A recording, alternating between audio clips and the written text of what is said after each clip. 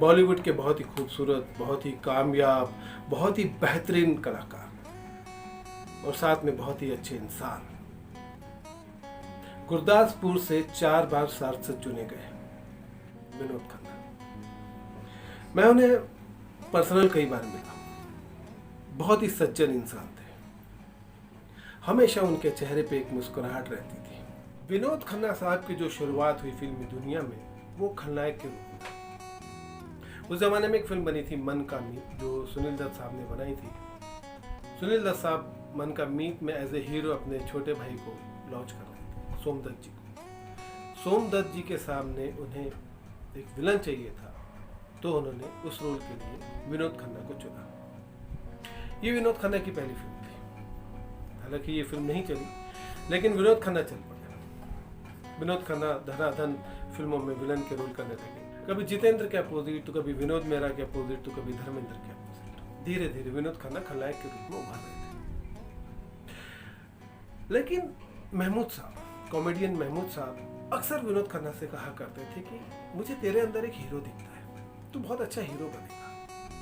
तू खलनायक नहीं है, तू हीरो है। और आगे जाके वही हुआ। विनोद खन्ना को धीरे धीरे हीरो के रोल मिलने लगे और उनकी फिल्में चलने भी लगी।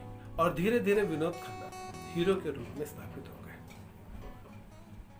लोग उन्हें इतना पसंद करने लगे कि राजेश खन्ना के बाद विनोद खन्ना के अंदर लोगों को एक सुपरस्टार दिखने लगा, अमिताभ बच्चन के साथ।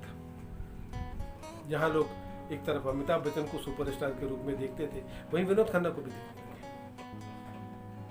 सुपरस्टार की कुर्सी विनोद खन्ना के कुछ ही कदम दूरी पे थी कि अचानक विनोद खन्ना ने एक निश्चय लिया कि वो संन्यास ले रहे हैं। और वो सब कुछ छोड़ छाड़ कर विदेश चले गए सन्यासी बनने, रजनीश आश्रम में। और इसी समय उनकी जो पत्नी थी गीतांजलि, जिनके 2 बेटे भी थे, अक्षय और राहुल, उन्हें बहुत परेशानियों का सामना करना पड़ा। बात इतनी बढ़ गई कि विनोद खन्ना और गीतांजलि को एक दूसरे से तलाक लेना पड़ा। विनोद खन्ना अपना बहुत अच्छा कैरियर, टॉप का कैरियर छोड़कर यहाँ से विदेश गए थे।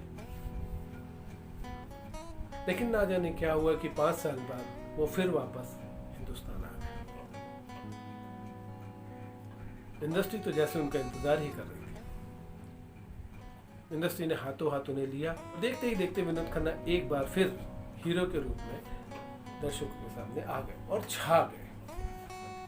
ये वो दौर था जहां इनके सामने सिर्फ अमिताभ बच्चन नहीं, बल्कि और भी बहुत सारे कलाकार थे। लेकिन फिर भी बहुत जल्द विनोद खन्ना ने इन सब के बीच में अपनी जगह बना ली। इसी दौरान विनोद खन्ना साहब ने दूसरी शादी की, एक कविता नाम की औरत से। उनसे भी उनके 2 बच्चे हैं। कैसे भी हालात रहे हो, लेकिन विनोद खन्ना साहब ने कभी भी अपनी जिम्मेदारियों से मुंह नहीं मोड़ा। अपनी पहली बीवी से अलग होने के बाद, अपनी पहली बीवी के बच्चों से दूर होने के बाद भी उन्होंने अपने पहले बीवी से जो बच्चे थे, अक्षय खन्ना, उन्हें लॉन्च किया हिमालय पुत्र फिल्म के जरिए। राहुल को भी उन्होंने बहुत मदद करी उनके कैरियर बनाने में। उसके बाद वो गुरदासपुर से इलेक्शन लड़े, सांसद चुने गए। वहाँ पर भी उन्होंने वो काम करके दिखाया कि लोग आज भी उनके दीवाने हैं। विनोद खन्ना को जहाँ लोग फिल्मी हीरो समझते हैं, वहीं गुरदासपुर के लोग उन्हें रियल में अपना हीरो मानते हैं। बहुत कुछ करके गए हैं वो गुरदासपुर के लिए।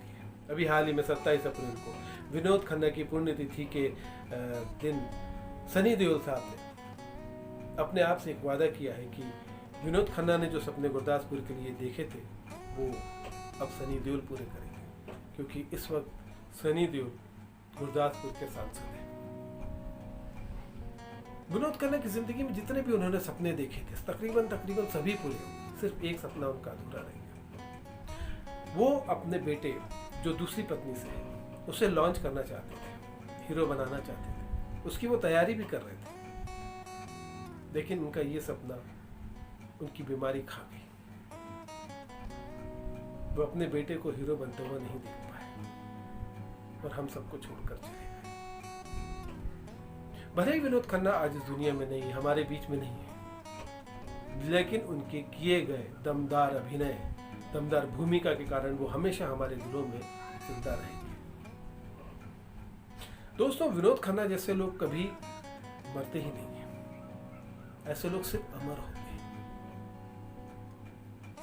हमारी यादों में हमेशा जिंदा रहते हैं।